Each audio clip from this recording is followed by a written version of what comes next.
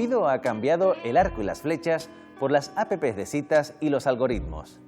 Los compases iniciales de una historia de amor se han basado siempre en factores caprichosos e insospechados, pero es en los últimos tiempos de distancia social y nuevas tecnologías cuando se ha roto la baraja. A la hora de ligar, por ejemplo, la noche ha perdido importancia en favor de la pantalla del móvil. La chispa de la pasión no se enciende cuando nos miramos a los ojos, sino al examinar una foto, dar un match o comenzar una conversación online. Las encuestas nos dicen que cada una de las nuevas generaciones tienen menos sexo que la generación que les precedió. Una tendencia que deja a los millennials y a la generación Z en niveles preocupantes, y más después de la pandemia. Pero no solo han cambiado los hábitos, sino el propio concepto del amor y de la convivencia amorosa. Lo que se imponía como modelo de familia tradicional ha dado paso a múltiples tipos de relaciones. La gente está empezando a librarse de la presión de lo que se espera de ellos en el terreno amoroso para buscar aquello que mejor le funciona y que más feliz les hace. Hoy reflexionaremos sobre el futuro de las relaciones románticas y las carnales. Descubriremos cómo se vive el amor en el siglo XXI, aprovechando para echar también una pequeña mirada nostálgica al pasado. Formularemos muchas preguntas y esperamos ofrecerles algunas respuestas. Es hora de conversar, hora de adentrarnos en el mundo que viene.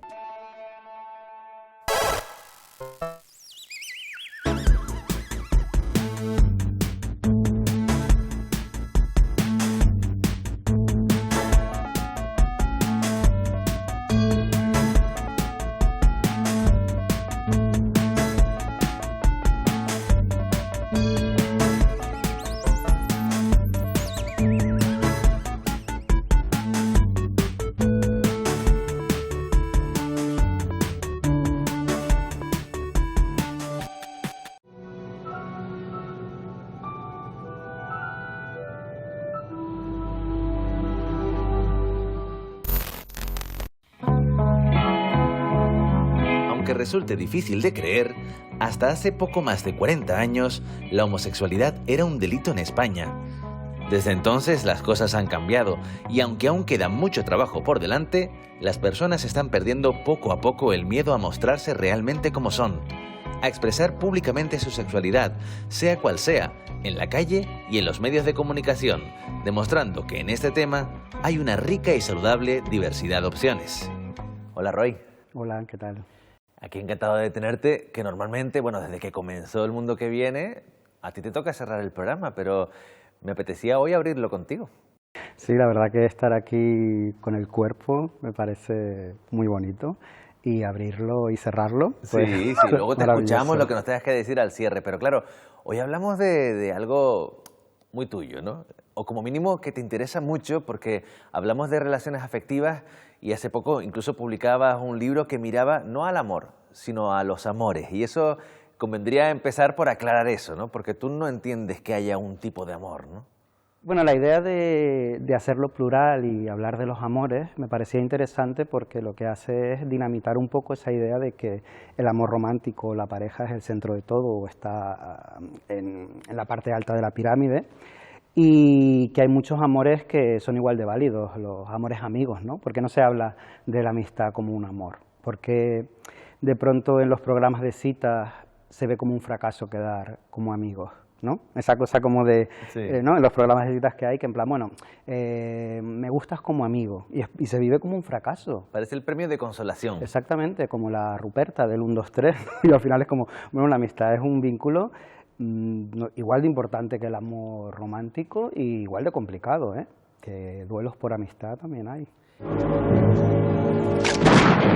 El amor romántico, con todo, ahí sigue, como tú dices, no sé si lo ponemos en el tope de la pirámide. ¿Tú ves que de todas maneras incluso ese amor se ha vuelto más poliédrico, que ha seguido evolucionando?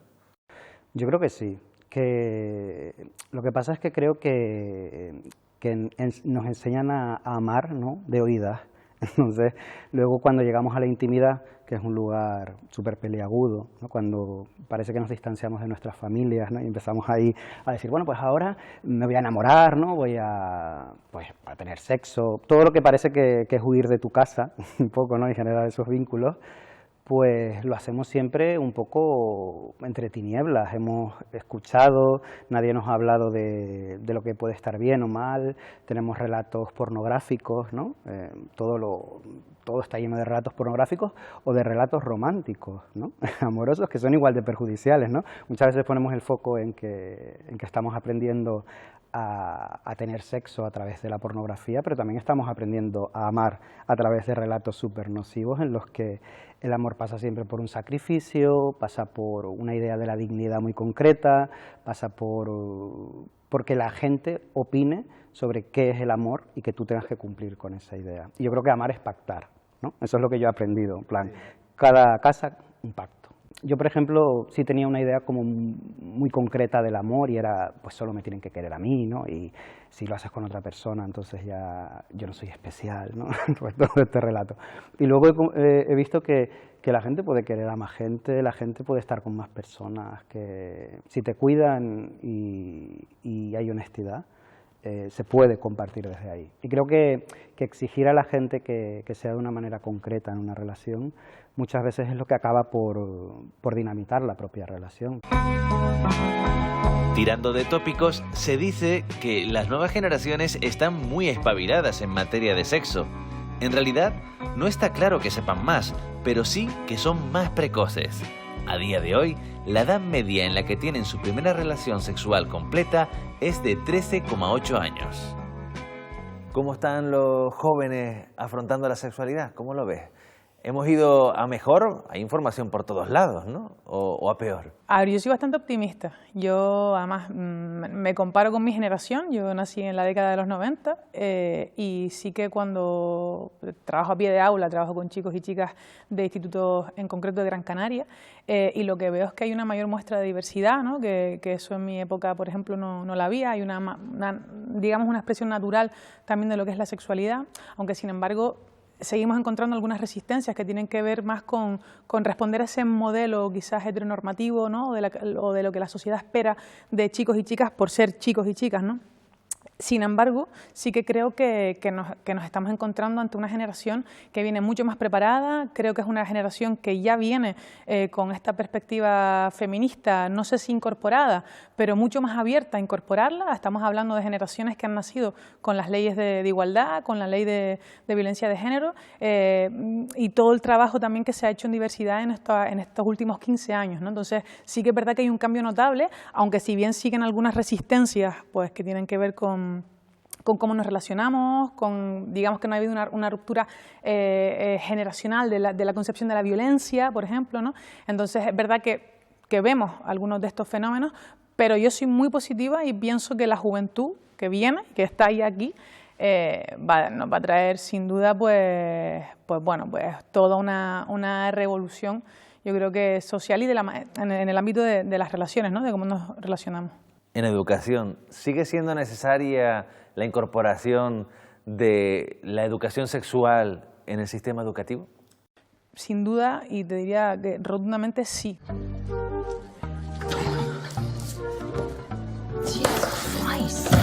La sexualidad, lo sexual forma parte de todas las personas porque nacemos con sexo, ¿no? Con el sexo que somos.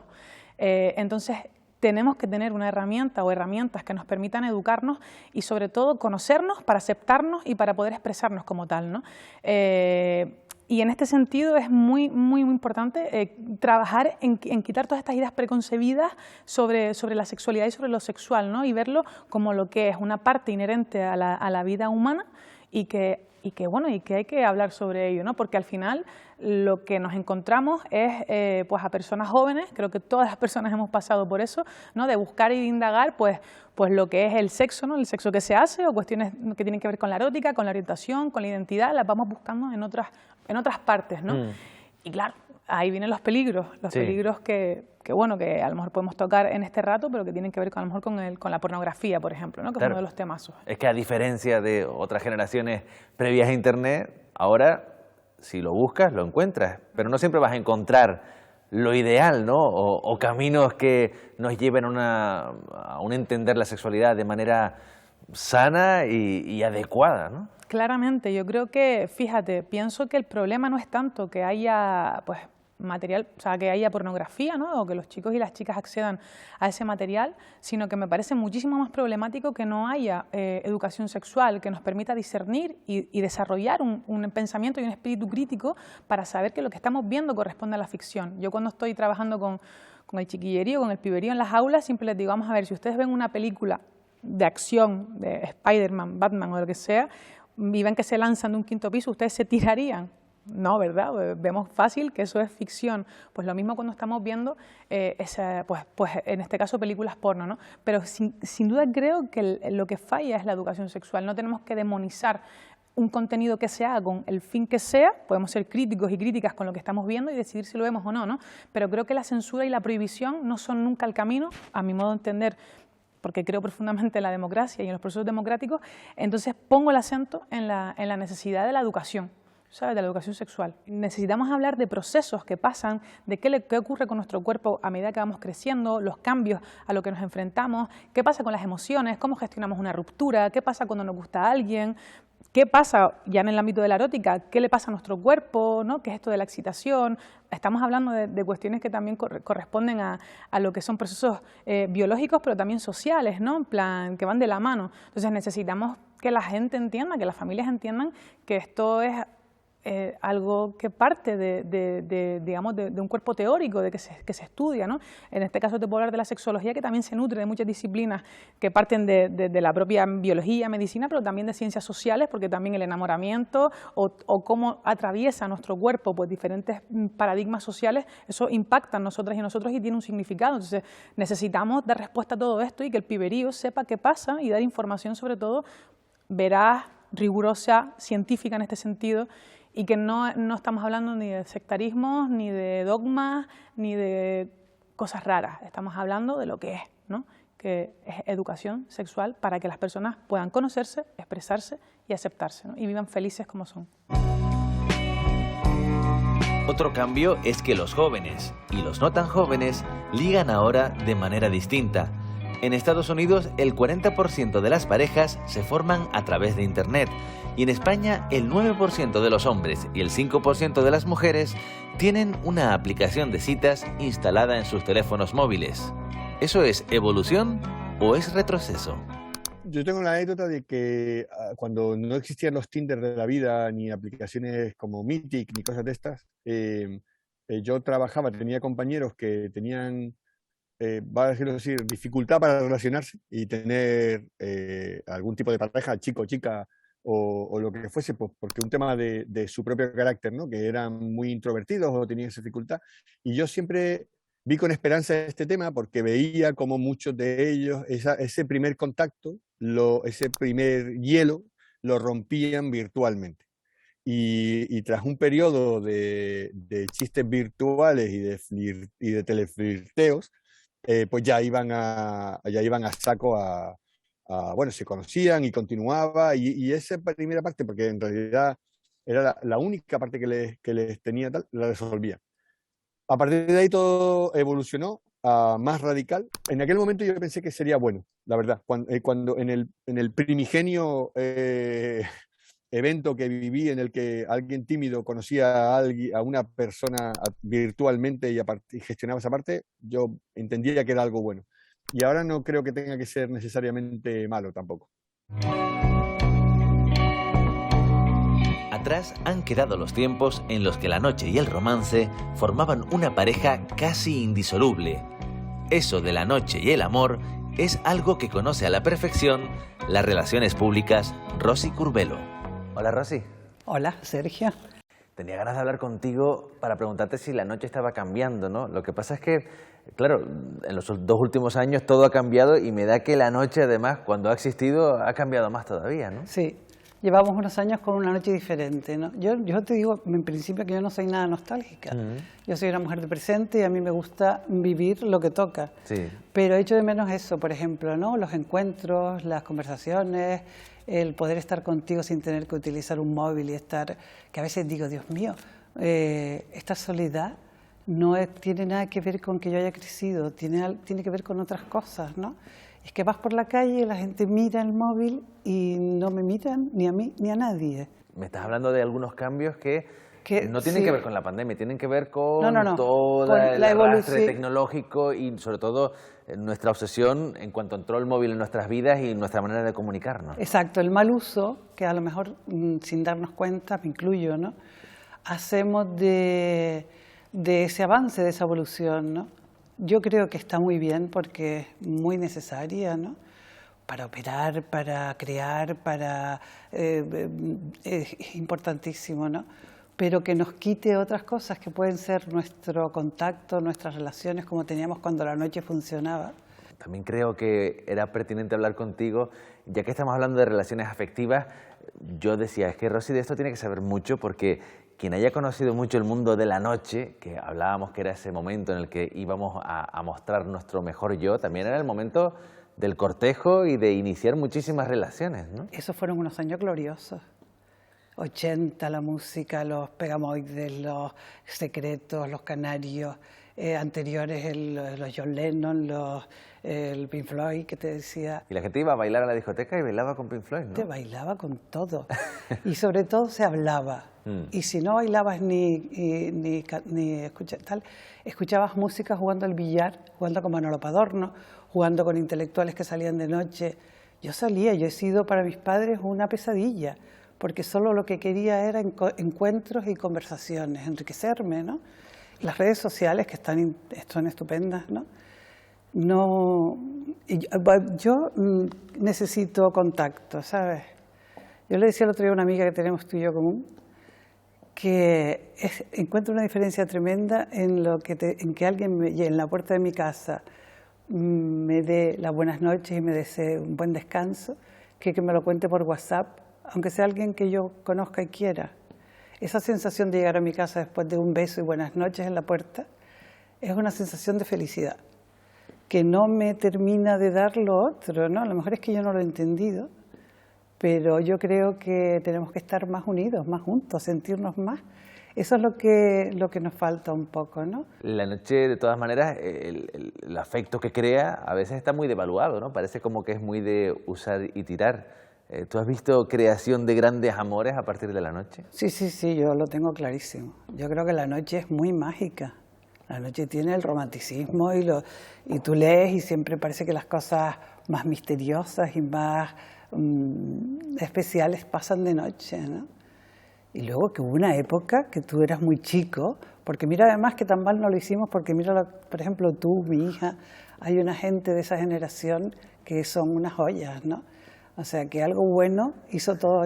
Somos hijos de esa generación y esa algunos son hijos de la noche, ¿no? Que podríamos decir también, ¿no?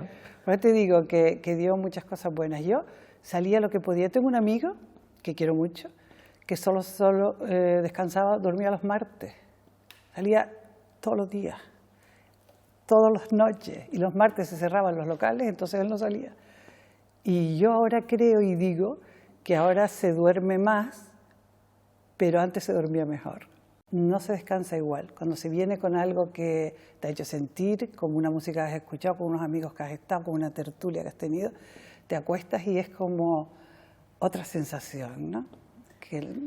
El reto, si hablamos de relaciones afectivas construidas durante la noche, es mantener la magia durante la mañana, a la mañana siguiente, vamos. A la mañana siguiente, mira, depende, porque yo siempre digo que si estás ilusionado o estás contento con algo, descansas bien las horas que te toquen, ¿no?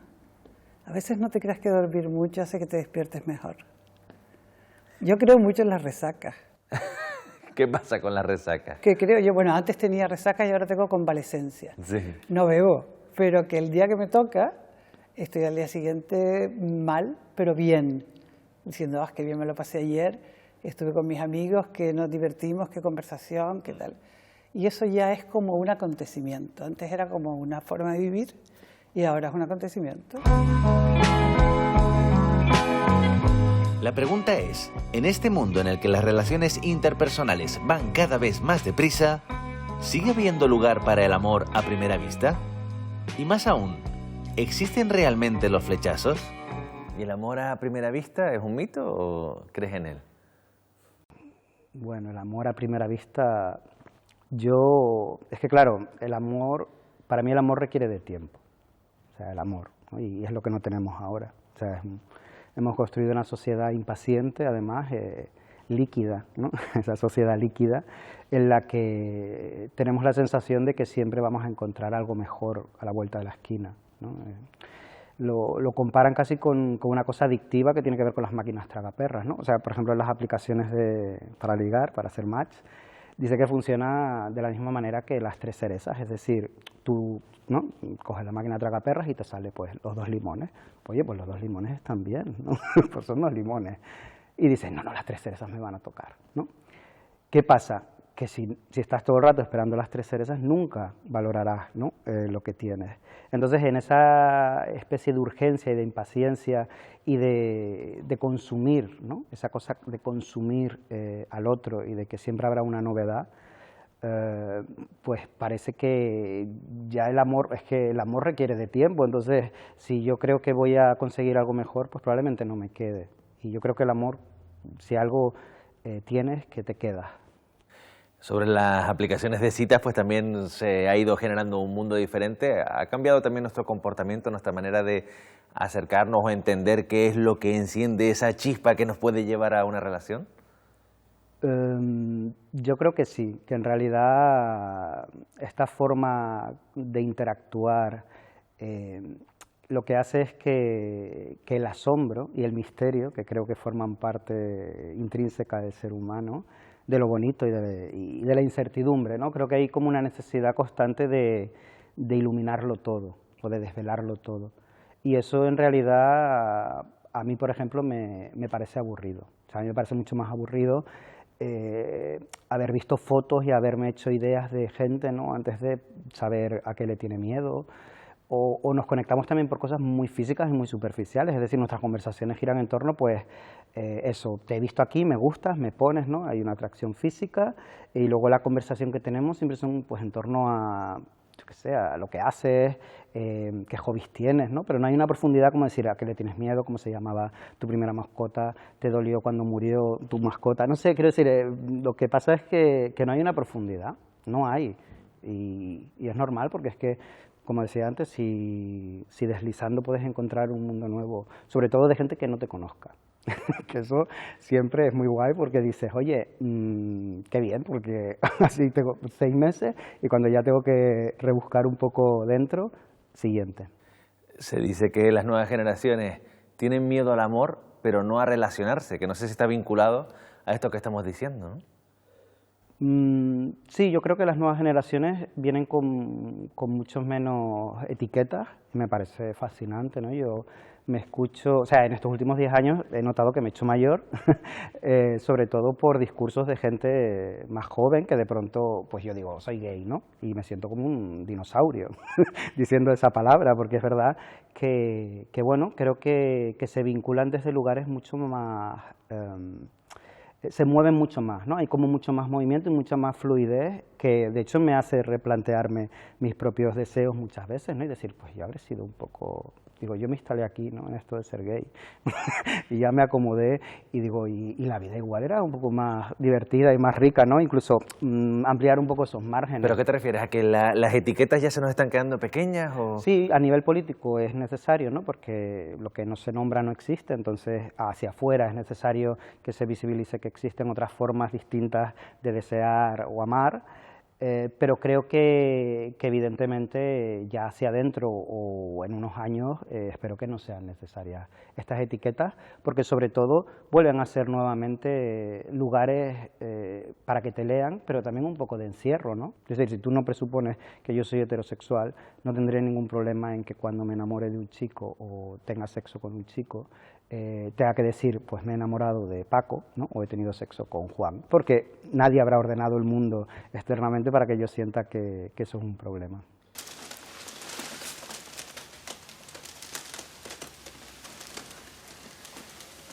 Las nuevas generaciones, bueno, es que lo estoy diciendo y me parece como que soy viejísima. Creo que la generación de la millennial en adelante son una gente más desprejuiciada, por lo menos en hablar en público de sus relaciones. Yo lo veo como algo positivo. En las generaciones anteriores teníamos muy vinculado y muy relacionado el amor con el sexo y viceversa. Estas generaciones creo que tienen claro, muy claro, lo que es vivir el amor por un lado y lo que es vivir el sexo sin prejuicios por otro, y que hay muchas maneras de amar y muchas maneras de tener sexo con otras personas, y tienen menos prejuicios, me parece. Tienen menos prejuicios y practican menos sexo. 1 de cada 4 jóvenes de entre 18 y 29 años admite no haber tenido relaciones sexuales en los últimos 365 días. Para los jóvenes, dentro de su aproximación al sexo, ¿existe también diferentes maneras de entender lo que es tabú? Hombre, yo creo que somos todos y todas hijos e hijas de esta sociedad, ¿no? Y creo que estamos cortados en este sentido por el mismo patrón. Y sí es cierto que siguen persistiendo ideas estereotipadas de lo que es el sexo, en lo que consiste el sexo, básicamente la penetración, ¿no? Esta famosa frase de los preliminares, ¿no? Que ya nos está diciendo o nos ponen antecedentes de que el sexo es una cosa que no son los preliminares, ¿no? Y que el sexo es la penetración. De esta manera estamos reduciendo o teniendo una visión muy reduccionista de lo que es un encuentro erótico, y leía hace un tiempo que, ahora no me acuerdo quién lo decía, pero bueno, el sexo empieza en el primer beso hasta el último, haya penetración o no. ¿No? Podemos hablar de caricias que pueden transmitir más que una mera práctica sexual, incluso un baile, lo que sea, ¿no? Entonces creo que en este sentido también tenemos que poner el foco, ¿no? Y entender que el erotismo no solo va de la mano de las prácticas, que las prácticas están y es una parte importante de los encuentros, pero que tenemos que cultivar también el erotismo compartido, pero también el autoerotismo, ¿no? Y de esa manera podremos ampliar lo que es la concepción del sexo, de tener sexo, de practicar sexo, y no quedarnos con una parte, ¿no? Como muy estanca y muy concreta, en donde luego vemos que las chicas, a lo mejor cuando hablamos con chicas en asesoramientos o lo que sea, vemos que van a sus primeros encuentros con una expectativa de dolor, de que va a doler, porque van pensando en la penetración, y sin embargo vemos en los chicos pues que pueden enfrentarse a esa primera vez como nerviosos porque tienen que saber lo que hacen, ¿no? Este papel activo que tienen que cumplir los hombres en este caso. Entonces, claro que se siguen reproduciendo roles y estereotipos tradicionales a la hora de entender la erótica, pero sí es verdad que empiezan a haber algunas rupturas en este sentido, ¿no? Pues pibas que toman la iniciativa, y luego también que se empieza a ver en internet y empiezan a friquear y empiezan a ver que, bueno, que el sexo puede ser otra manera. Pero tristemente lo que se ve es lo mainstream, lo hegemónico, lo que está más asociado al porno y lo que ven en las películas porno, que al final es eso, ¿no? Preliminares, coito, orgasmo, ¿no? Y la erótica o el encuentro erótico es mucho más que eso. Hegemónico también es, en este mundo, además de redes sociales, pues la exaltación del yo, ¿no? El individualismo, con lo cual la empatía necesaria para un buen encuentro erótico, como tú lo definías, ¿existe? ¿Hay hueco para ella? ¿La tienen presente? Vamos a decir que sí, vamos a decir que sí. Yo siempre les digo, como decía Fina Sanz, que es otra sexóloga, hay que erotizar el buen trato, ¿no? Tenemos que tener en cuenta que debemos relacionarnos no solo en el plano amoroso, sino también en la erótica desde valores democráticos como la igualdad, el respeto, ¿no? La no violencia, y entender que esto tiene que formar parte sí o sí, antes, durante y después del encuentro. Como tú comentabas, estamos en una sociedad sumamente individualista, y creo que cuando hablamos de estos temas, más todavía porque no estamos acostumbradas a hablar de ello, ¿no? Y creo que tenemos que poner en práctica la empatía, la asertividad, la comunicación, aprender a decir qué es lo que queremos, cómo lo queremos y qué es lo que no queremos, ¿no? Aprender a poner límites, y luego también aprender a encajar esos límites y a gestionar todo eso que nos pasa, ¿no? Entender que un encuentro erótico o una relación interpersonal en este sentido conlleva vulnerabilidad y nos exponemos, ¿no? Y tenemos que cuidar y poner en el centro los cuidados, aunque sea, yo siempre se los digo, aunque sea un encuentro de una noche, da igual, estamos relacionándonos con una persona que tiene sus vivencias, su mochila, su historia, y oye, un buen rato podemos pasarlo también siendo pues cuidadosos, cuidadosas, empáticos, ¿no? Y poniéndonos también en el lugar de la otra persona, ¿no?